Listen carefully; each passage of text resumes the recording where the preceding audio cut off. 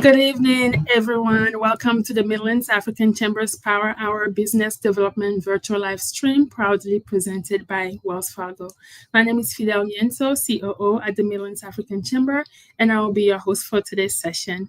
Tonight's discussion is titled OneBiz and Basic City of Omaha Business Regulations, and it's all about helping small businesses understand how to start, operate, and grow in Omaha, navigating zoning, permits, licenses, inspections, and the OneBiz support pathway to open and scale with confidence.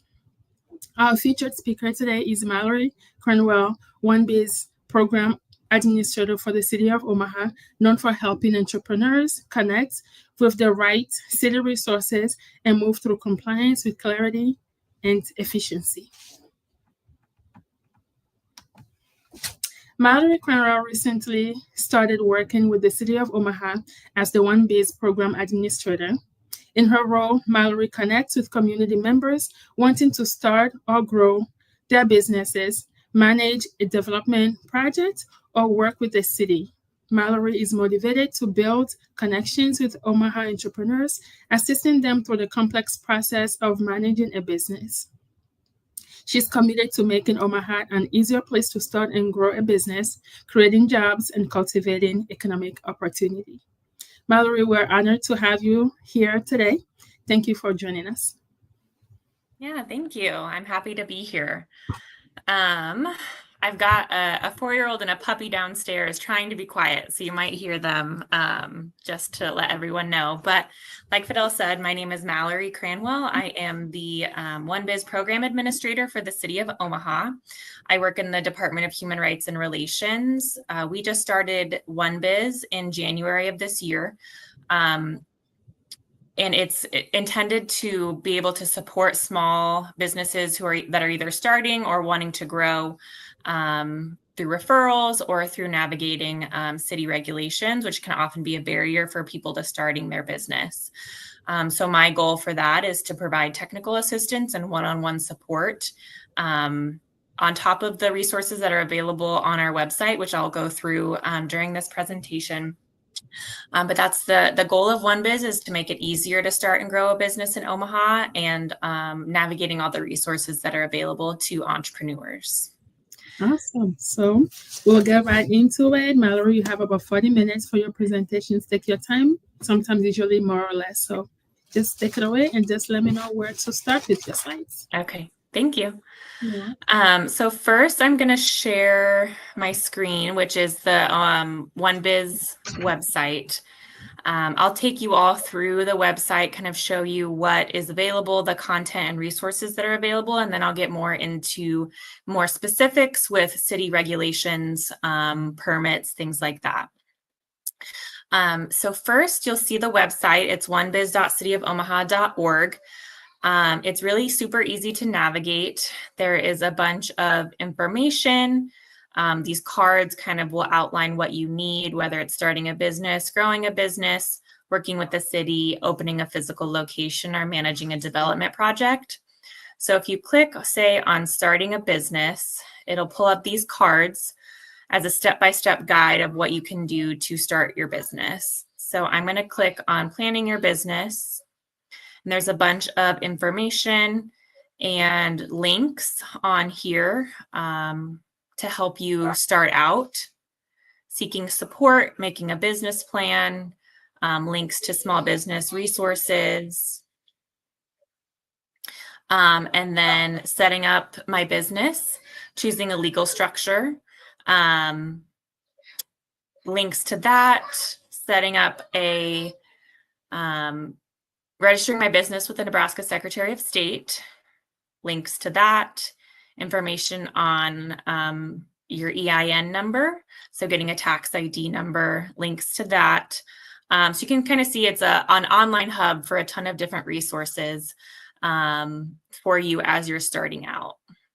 You can also go to links similar to maintaining your business, growing your business, opening a physical location, understanding zoning. It'll have information and links on that as well.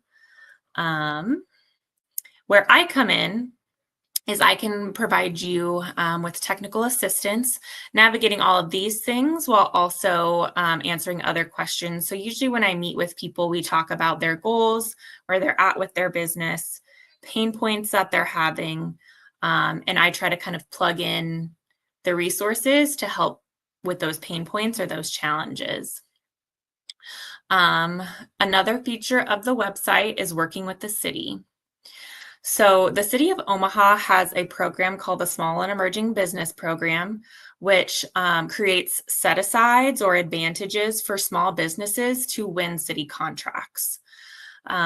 These include mostly like construction work or construction industry, construction adjacent. So flat concrete, flat work, landscaping, roofing, electrical, plumbing. It's really going to be the contracts that the city bids are going to be that infrastructure building content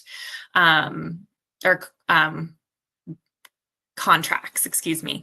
So there's information on OneBiz to do that. You can also apply to be a small and emerging business in our city directory on OneBiz. So I'm going to move into a quieter space because I can hear everything and I don't want you all to do that too. We'll see if I can find a quieter space. Got Spidey behind me, but that's okay. Okay. So back to the SEB program. So how this program works is my coworker Carol is the SEB Program Administrator. She will look at your application. It'll go through like your revenue, your taxes, and just to make sure that you qualify for your industry code for a small business. And then once you get that and you are approved for that, you can bid on city contracts that have that SEB set aside. So what that set aside means is that the city has to award that bid to an SEB or a percentage of that bid to an SEB, someone in that directory. So there's many advantages of being a part of that program. You get those set asides or access to that to win city contracts. And then also you get more brand visibility. There's a lot of GCs in the area who look at that list and find subcontractors off that list. So there are advantages to being part of that. There are those resources about SEB authorization. We also have some resources on economic development programs.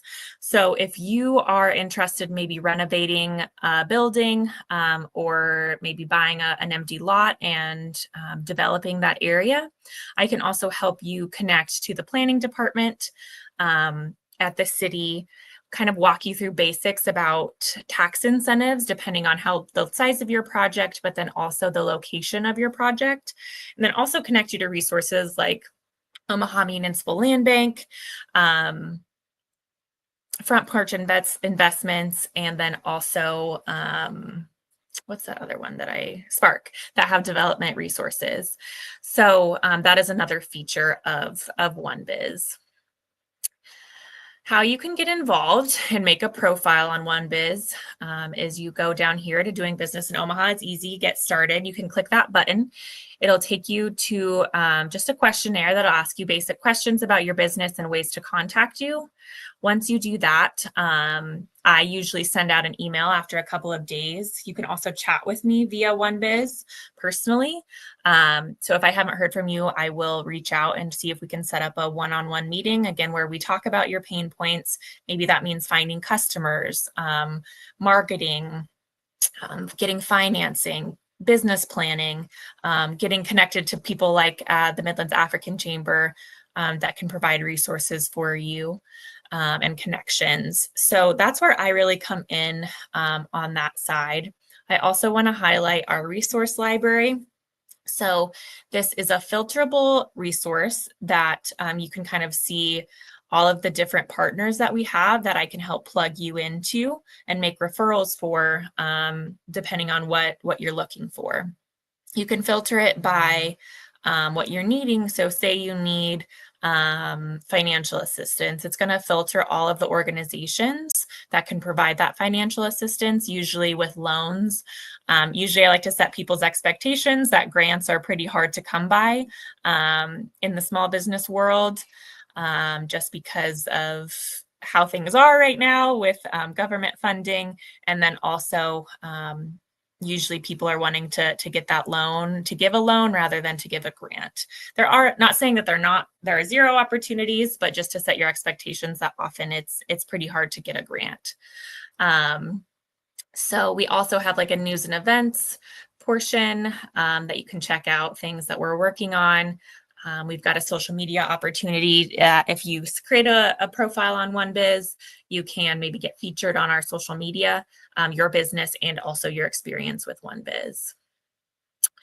So that was kind of a quick overview. I gave you a lot of information, but if you have questions, feel free to make a profile or reach out to me directly.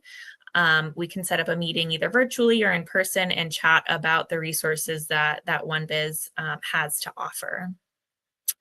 I think I'll move on to the presentation now. Okay. So I'm going to repeat myself on some of these things just because with toggling back and forth between the presentation and the website, it was kind of difficult. So I will repeat myself. However, this presentation has helpful links for people. Mac will be able to send it out to everyone who came to this, or they can also send it out to people who didn't come to this and maybe want some of these resources. There are helpful hyperlinks on these websites or on these slides.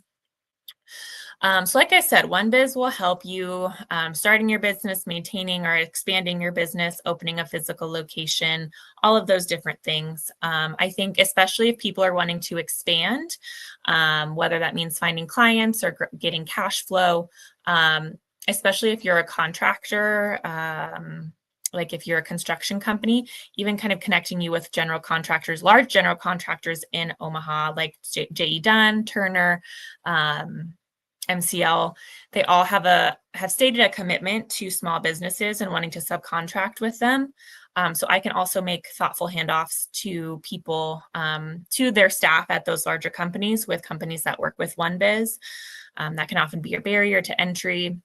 So wanting to lower those is a big goal of OneBiz.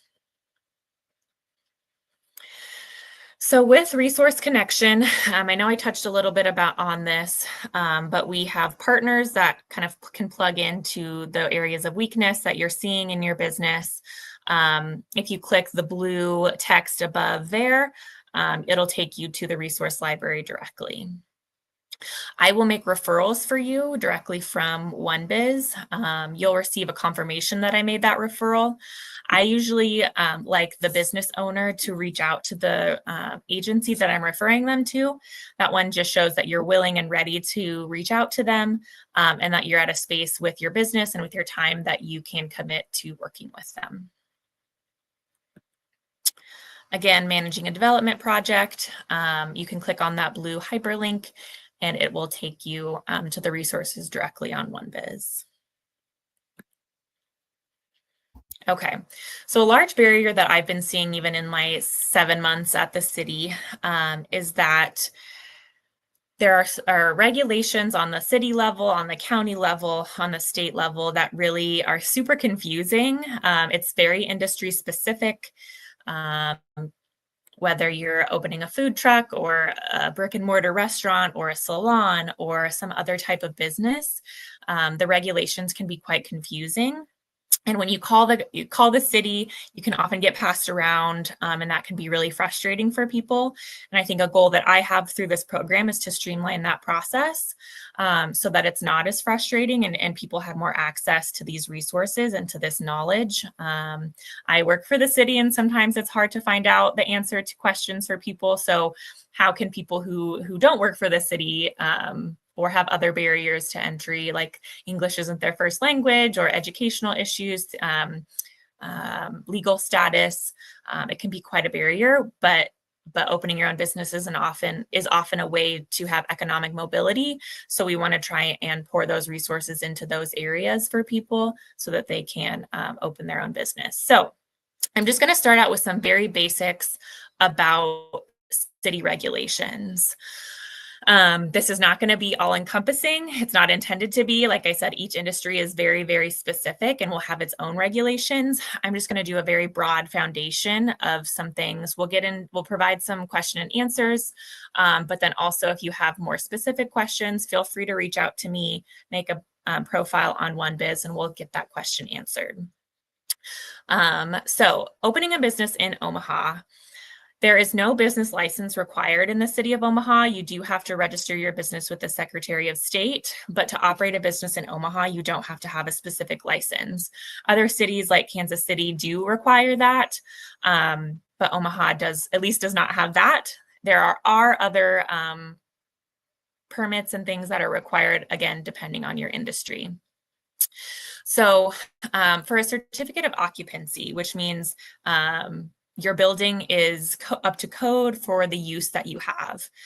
So you can't just go into a random building and say, like, this is going to be a restaurant. It has to be zoned correctly, and it also has to pass plumbing, electrical, and fire inspections so that it's safe for people to come into that building and for the building to be used for the intent that you have.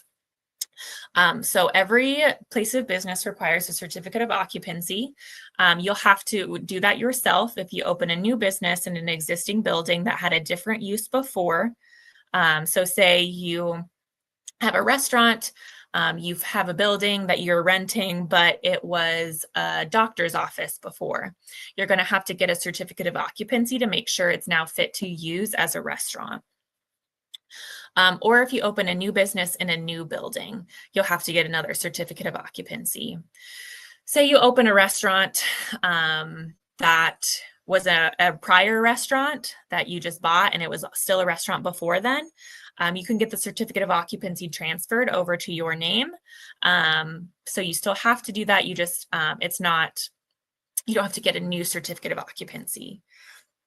The fee for the first certificate of occupancy for a new building is going to be $125. I always like to be transparent with people that these do cost, and so you can factor them into your business costs when you're estimating and pricing and all of that. That blue link in the top also will take you to information about licenses and permitting. So for contractor regulations, depending on what type of contractor you are, mostly this is going to be like construction, electrical, building, mechanical, plumbing, things like that. You have to be registered with the Department of Labor. And then you also have to have a contractor's license depending on your scope of work. Like I said, most common, these are going to be like building, mechanical, plumbing, and electrical. Where it says the blue text here, that'll have some additional information. It's all done through the planning department. And if you need resources to be able to pass those tests, to get those contractor licenses, we have resources for that as well. Again, this is going to be mostly construction contractors, but that is something that you'll have to do as well. Other city permits and requirements, again, that blue text at the top will have more details. So something that people often don't know about is peddler's permits. So a peddler is really anyone who sells products or services in a public space. So say you're at a vendor market, or you even have like a lemonade stand, or you are at a farmer's market, or you set up something maybe at College World Series, you have a vendor, or you have a food truck. You have to get a peddler's permit. Like I said, food trucks are also considered peddlers. You can apply for a peddler's permit on the 11th floor of City Hall, 1819 Farnham Street, which is the planning department. You can also do it if you connect with me. Again, there's not like a platform to do that yet. Unfortunately, they still do it by paper. But I know they're modernizing a lot of their other processes. So hopefully this will be soon. I do want to note that if you are like a vendor at a farmer's market or a vendor at like a art market or something, oftentimes the sponsor of that event or the event organizer will have a peddler's permit for that entire area. I would always check with them to make sure that they have that, just so with that temporary event, everyone who's considered a vendor in that area is covered by that peddler's permit. If you're selling something outside of that area, though, you will require your own peddler's permit. And it depends on your length of how long you're operating. You can get like a one-time peddler's permit if you're doing like a parade event or something, like selling something at a parade. If you're doing it more often, your price will increase, but you can buy one for like a year, and that's, I think, around $85. Other important permits and requirements that I want to touch on are the restaurant occupation tax. So if you have a restaurant or like a bar that you're selling food or drink out of, there's additional taxes for that. Liquor licenses, pretty much all of that is done through the state of Nebraska. However, you have to apply through the state of Nebraska and then pass it on. They pass it on to the city for the city side of things. So just know that that can be kind of a process too. If you're selling tobacco products, that has an additional tax and inspection that you have to go through. And again, if these are things that you have or you're needing, feel free to connect with me and I'll point you in the right direction. Like I said, I'm often going to tell you, like, this is the person to talk to, or this is the number to call. I can't get this specific like permitting done for you, but I can connect you with all the different people that you have to talk to get that. So another part that I like to touch on, because food businesses are so popular, is kind of the Douglas County side of things. So everything that's the health department is going to be done through Douglas County, not the city. Health inspections are all done through the county. I think the most common, especially as you're starting to scale, is like being a food vendor at a farmer's market, or being like having a food truck. Again, this is just very basic foundation knowledge of permits. If you click on the blue hyperlinked letters, that'll take you to more detailed information. So mobile food unit regulations: anyone selling food or drink must operate out of a commissary kitchen unless you are a cottage vendor. So even if you have a food truck, or if you're like selling hot dogs on the side of the road at a parade, you have to operate out of a professional commissary kitchen. This can often be a barrier for people because there aren't very many commissary kitchens in Omaha. Oftentimes you have to know someone who has like a daycare or a church that has the commissary kitchen. There are several commissary kitchens. I think the most accessible one is No More Empty Pots. They have a commissary kitchen that they rent out at very affordable prices. And they have additional resources as well for the renters of their space. Why people have to have this commissary kitchen is because you have to have a place for the county to come inspect. So they come and inspect the commissary kitchen, making sure that you use all the correct cleaning supplies and temperatures and all of that. And these commissary kitchens know that, and they have relationships with the Douglas County Health Department. And so that's often an easier, more fluid way to make sure you're in line with all of the regulations that Douglas County has. I know I talked about a cottage vendor, which means you operate out of your home. There are additional regulations and certifications for a cottage vendor. Obviously, that's going to limit the amount of product you can make, but a lot of people opt for that because you can make it in your home, and there are less regulations on that. So a food truck, you also need a parking permit no matter where you park to sell your products. So on top of the peddler's permit, you also need a parking permit, which can be done at the link on the presentation. And then I also added some cottage food vendor information as well. Like I said, so this is not intended to be all complete knowledge of the permits and regulations, what I always encourage people to do, even if I've told them this information, is contact the health department directly, contact the planning department directly, so that they can make sure that everything is in line. I just started in January, and every industry is different and has different regulations. So I'm just trying to educate myself on every industry, but that's going to take time. And they change often too. So just to be safe, making sure that you're talking with the departments, and if you have trouble getting a hold of them, letting me know will be the best bet, because then I can kind of nudge them and send them an email as well. So like I said, getting started is pretty easy. You can go to onebiz.cityofomaha.org. You'll answer a couple questions to make that profile, and then I will reach out to you if you don't reach out to me first to set up an appointment.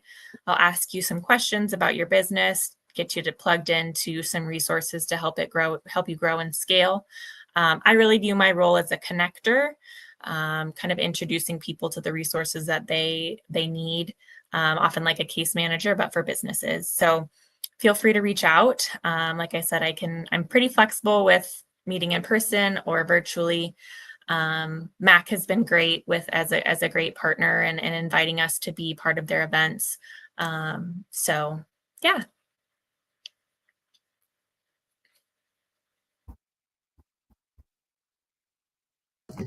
That was excellent. Thank you so much, Mallory, for a great presentation. Yeah. The information you shared was very valuable, and I'm sure our viewers and our followers will be able to take this information and be able to apply it to their businesses to help them grow. Let's now take some time to explore some of the key concepts through a few questions. The floor is now open for to all of our followers and our viewers to go ahead and ask their questions as needed. And please just make sure you put them in the chat and we'll address them as we go. Let's begin with the foundation. For a first-time founder, what is the best first step with OneBiz, and what should they bring to an initial consultation, for example? Yeah, so I mean, if people just have an idea, like that's even a great time to get connected with OneBiz. You can get connected if you just have an idea, or you've been working operational for several years and want to grow. I think you don't really have to come with anything. I'll always ask people to create a profile. That'll be probably the most helpful thing to get done before we meet. I think some suggestions that I have for people is to really invest in knowing the resources that are available, because there are so many great resources for small businesses in Omaha, not thinking that you're alone and that there's no help out there, because there are many great organizations that can help you do your business plan, help you with your pricing, help you find finances.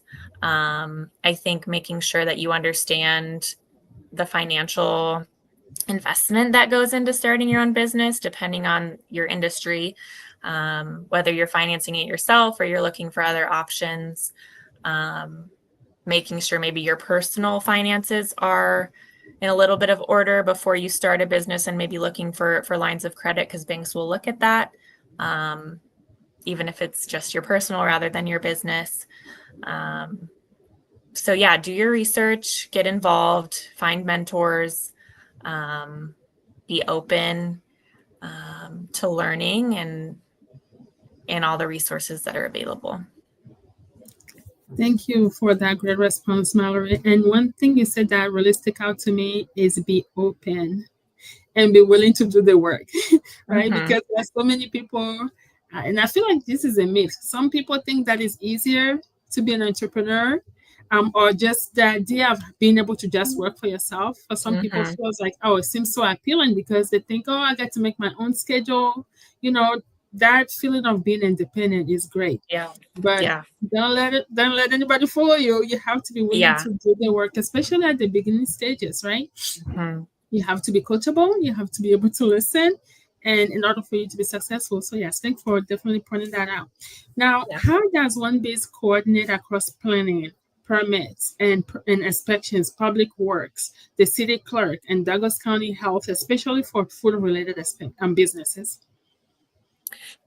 So I think one downside of all of that is that each department kind of works pretty separately, and it can often be siloed. So it's, like I said, not super easy to navigate all of this. So where I come in is I often put the business owner and the person I know to contact from, say, planning. I say, hey, Steve, I know this business owner. This is what they're needing. How can we help them?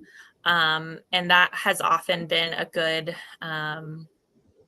way to do things. I also have walked up to the planning department with people and kind of been persistent. And that I think has been helpful too, because I can be like, hey, here's this person. This is what they need. Let's get them their questions answered. It definitely has to take, we have people who have bought in from each department who are willing to answer our questions, and just continuing for me to build those relationships, I think has been meaningful, so that I can say, hey, I know Stu in planning, he'll answer these questions. It'll be great. So a lot of that coordination falls on my role. But it's for the most part been pretty good feedback and good response from all the different departments, because they want people to do this too, because it makes more work from them if they don't. Like with the parking permits, like not everyone knows that food trucks have to have parking permits.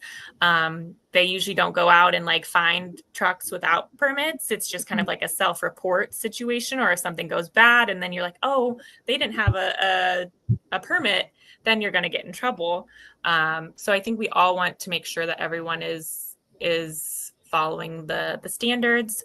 And coordinating that care, I think it's a big part of my role.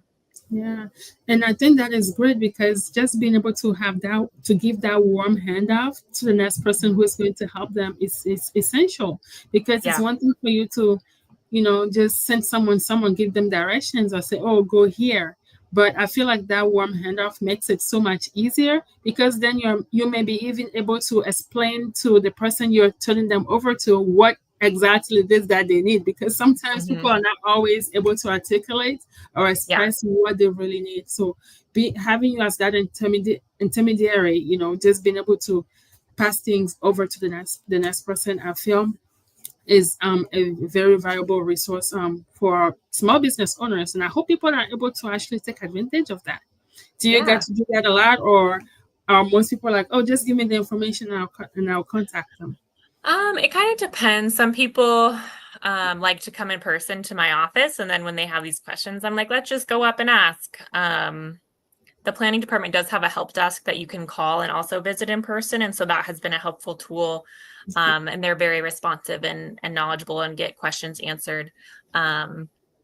So it kind of just depends. I would say relationships are really big right now with small businesses. Not that they've not always been, but with like AI and everything, I think people want to build those more personal relationships and know who they're talking to.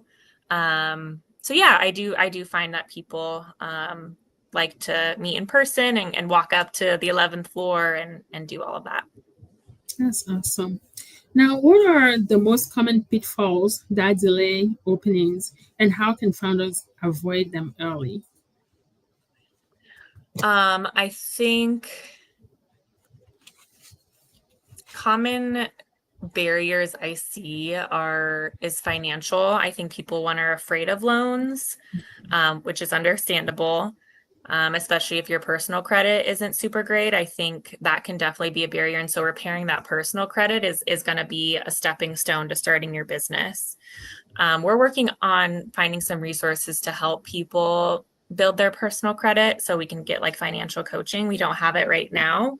But because we're seeing so many business owners want to start businesses or want to grow, but they can't get a loan, I think has been a barrier. So just that side, I think people expect there to be a ton of grants. Unfortunately, like I said in my presentation, there aren't. I've gotten the unfortunate comment of like, if you want to have a grant, start a nonprofit. So just to set people's expectations that those aren't as easy to come by as you would hope. Other barriers I see are like marketing and advertising and how that can fall into getting clients. I think a lot of business owners are really good at what they do, providing their product or service, but all the other parts that come with starting a business, they're not so good at and not so confident in. And that kind of comes into like the coaching and the openness too that you talked about. A lot of people don't want to spend money on having someone else do advertising and marketing for them, which is not very realistic. I wish we had like a nonprofit that did that.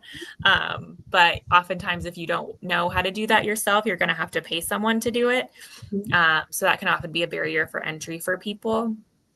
And along those same lines, just finding customers and depending on the industry, it's different. But I think I see a lot of janitorial companies and just like literally walking into a new build, a new apartment complex and saying, hey, who's doing your cleaning?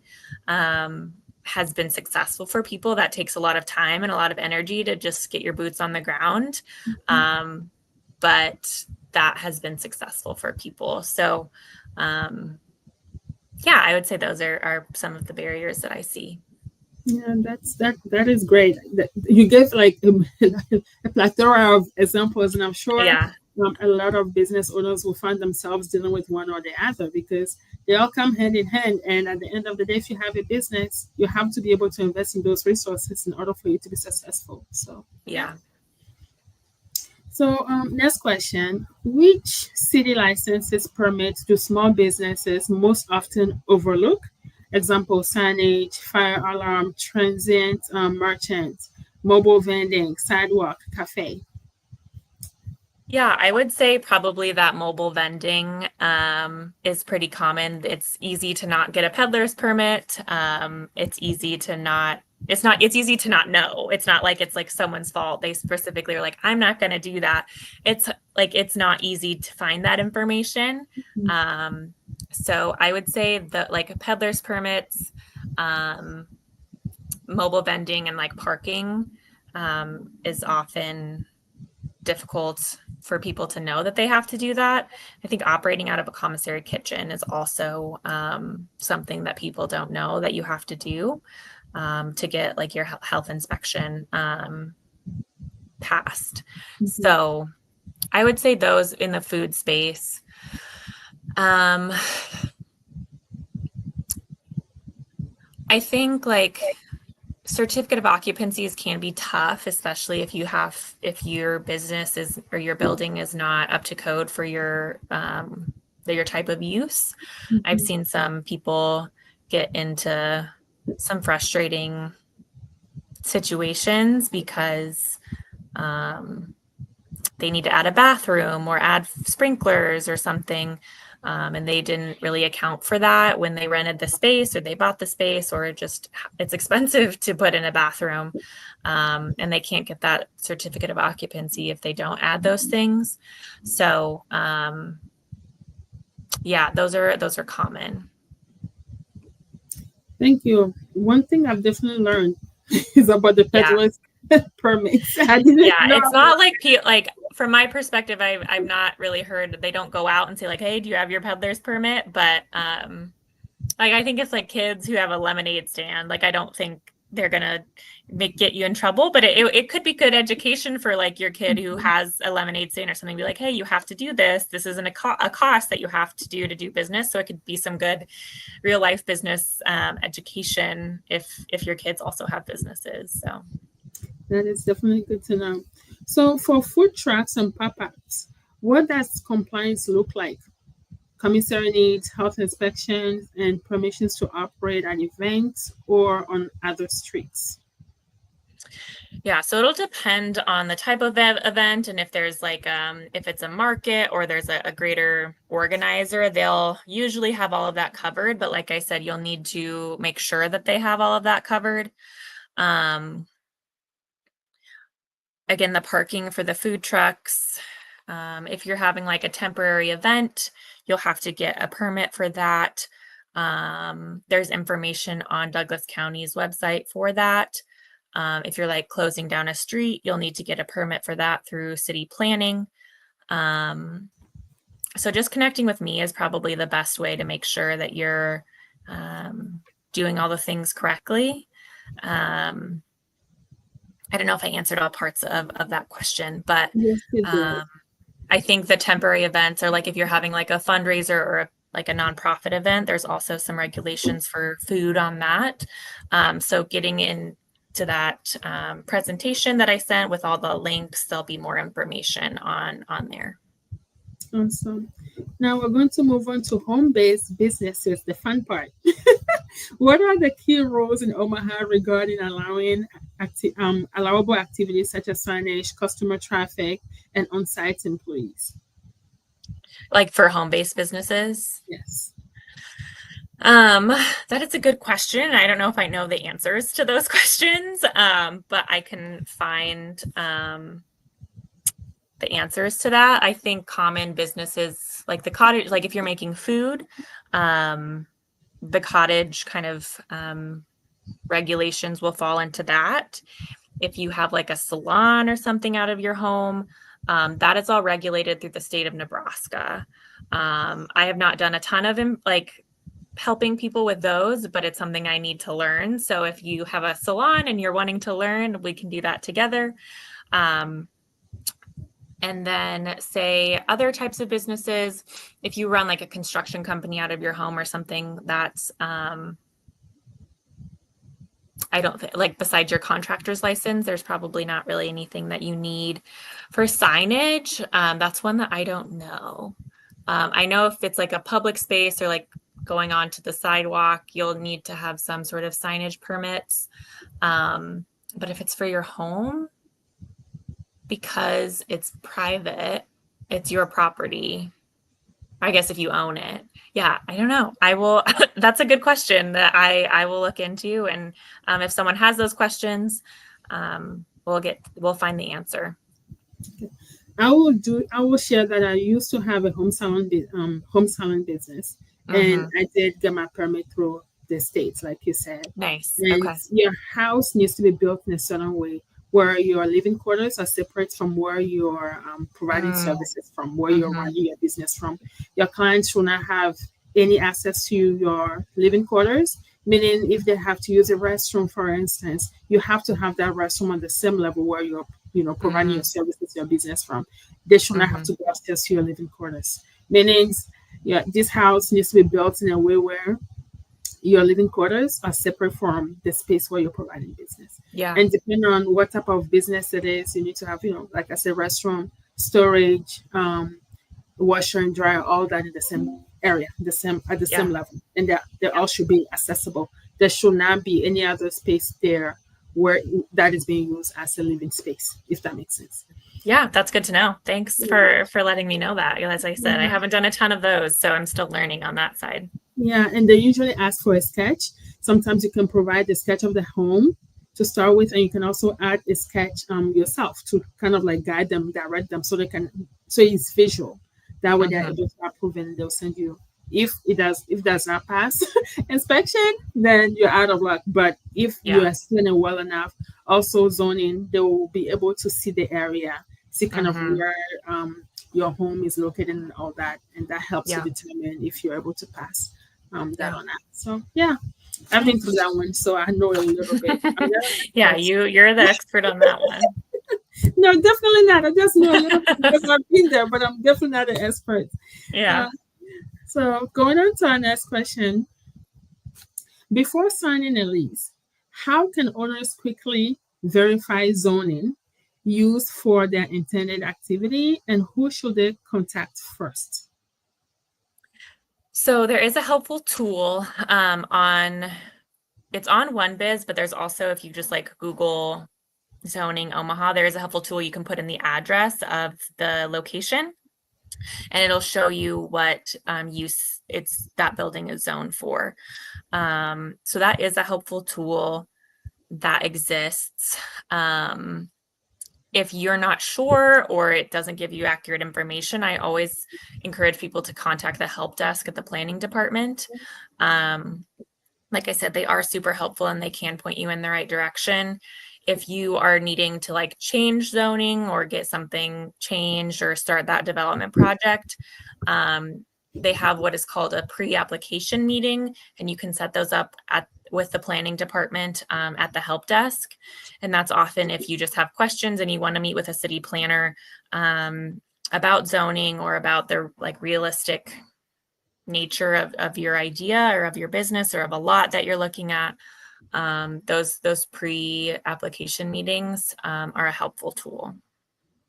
They kind of take a long time to get scheduled because they're planned out kind of far in advance. So just keeping that in mind, it might be a little bit before you can get that meeting scheduled. So the sooner you start, the better. Yeah. Yeah. Awesome. What is the cleanest path to earning a certificate of occupancy, and what documentation commonly holds it up? So I think having a building that is the same use, or having a location that's the same use as you want it to be, is the easiest way. Like I said, I've worked with someone who was having a really hard time getting their certificate of occupancy for an event space. They had to add another bathroom, add overhead sprinklers, and that was thousands and thousands of dollars.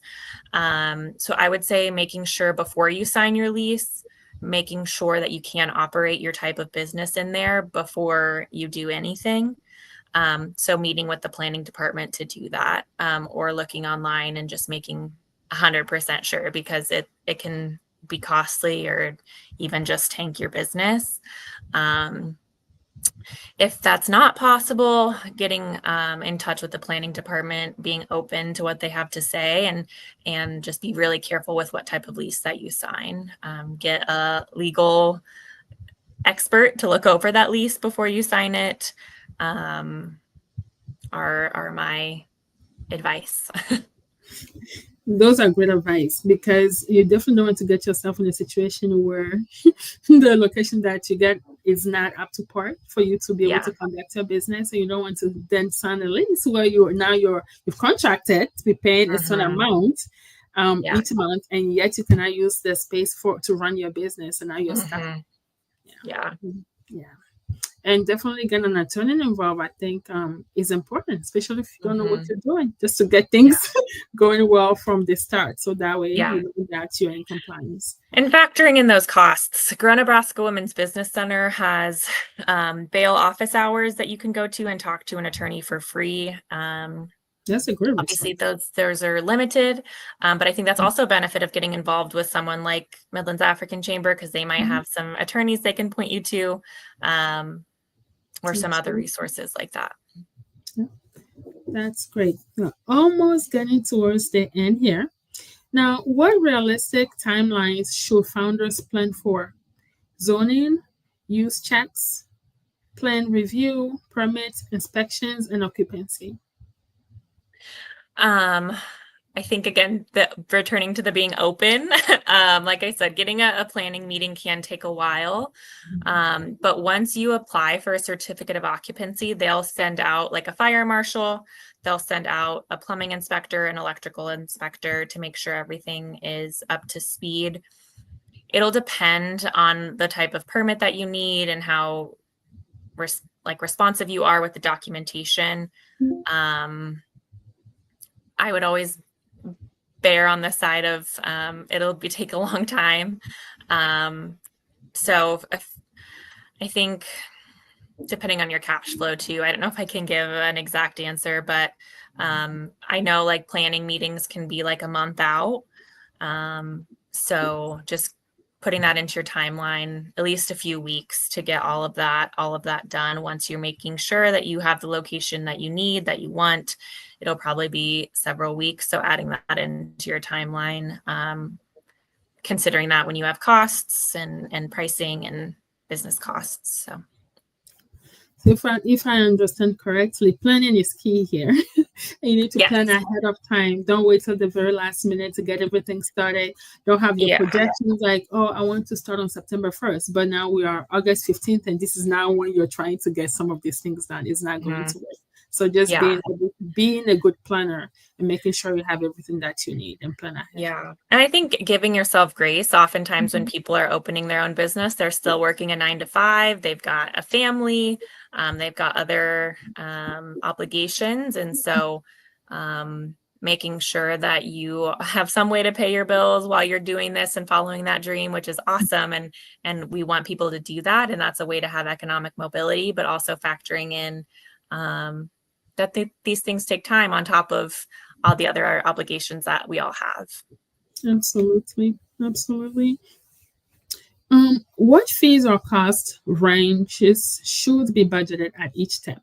And how can businesses keep costs predictable?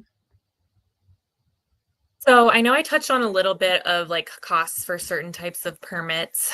I think most common permits, not in total, but each are $100 or less, like registering your business, getting your legal structure. Like if you want to get an LLC, it's about $110 with the Secretary of State.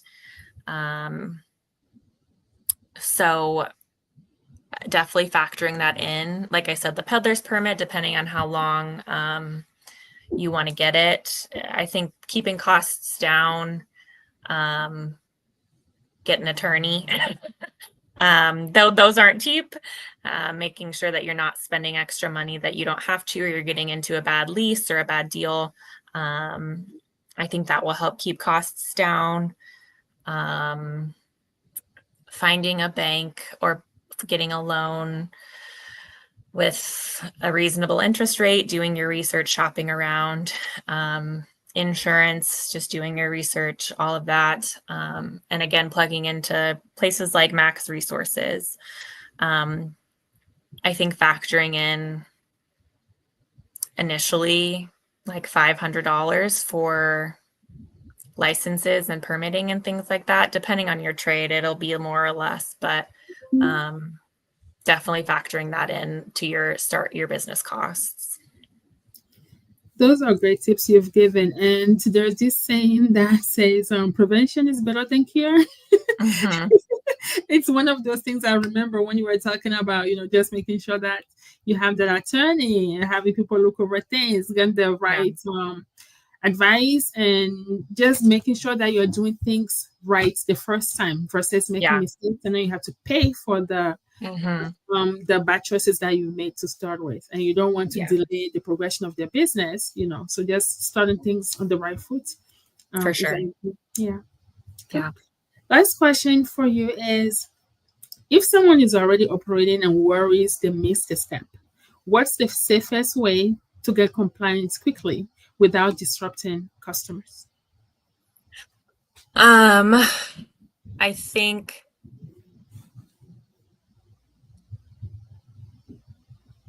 just talking to the planning department. I don't know if I have a good answer for this one either.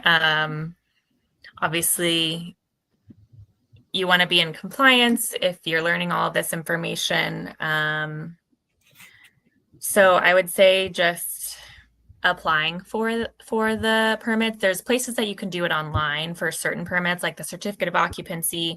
You can apply for online. Like I said, they're modernizing their system slowly, but applying for it online, getting in touch with me could be helpful, because I can maybe get some answers without you having to get too far into what's happening, or if you're out of compliance or something lapsed or something. We'll help figure that out. But again, I think the preparation is a common theme that comes through all of this, is making sure you're staying organized, having a relationship with someone like me or someone in the planning department that handles like permitting will be best. But if you find yourself out of compliance, let me know and we can help navigate that. Awesome. Thank you so much, Mallory, for these great insights that you have shared with us this evening.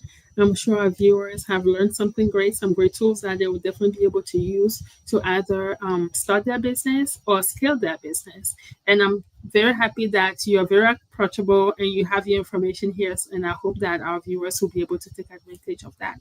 Now, before we wrap up, here are a few upcoming MAC events to mark on your calendars. First will be our EGA Pitch competition at AfroFest on Sunday, August 31st at 4 p.m. We also have the MAC B2B Agora coming up on Tuesday, September 9th at 9 a.m. Our next Power Hour will be held on Thursday, September 18th with NBDC. Stay connected to get details on our next September SURAP event, We are excited about our 2025 Gratitude Awards taking place at the MCC Culinary Arts Institute on Saturday, November 22nd at 5:30 p.m. Visit fundmac.org to purchase your tickets and donate towards our MAC Foundation Scholarship Drive. Every donation counts, and we appreciate everything that we get. We appreciate your continued support as we work together to empower our community through business education and community and economic opportunity. Mallory, thank you again so much for sharing your time and wisdom with us today. Your insights into navigating OneBiz and City of Omaha regulations will help our members take practical steps towards opening and thriving faster. If you'd like more information about the Midlands African Chamber or ways to get involved, please visit our website or connect with us directly. Have a great evening, everyone, and we look forward to seeing you at the next MAC Power Hour. Thank you.